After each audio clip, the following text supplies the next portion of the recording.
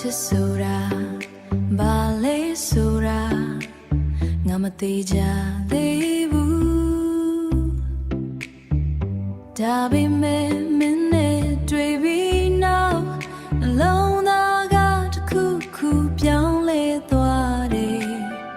မင်းတို့ငါပါရီခံစားနေလေဖော်ပြဖို့ခက်တယ်စကားလုံးတွေမလုံလောက်သလိုပဲဘာကြောင့်မပြောလိုက်မလဲစကားလေးတွေကိုတိုက်ရိုက်ပဲငါမင်းကိုချစ်တယ်ဆိုတဲ့စာလုံးရှိလုံးကို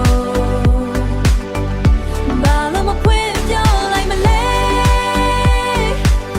လုံးလာတဲ့ရှိတာတွေကိုလုံးလာတဲ့ရှိတာတွေကိုငါတို့နှစ်ယောက်လုံးသိနေပြီပဲမင်းနဲ့တူ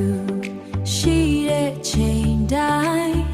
အရာအလုံးကပိုပြီးတောက်ပါတယ်ငါစိတ်ထဲကစိုးရိမ်မှုတွေကလည်း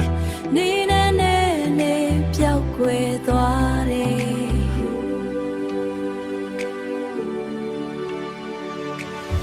တခါတလေငါကြောက်တယ်မင်းကိုဆုံးရှုံးသွားမှာဒါပေမဲ့မပြောဘဲနေတာကပိုပြီးနာကျင်စေတယ်ဘာကြောင့်မပြောလိုက်မလဲ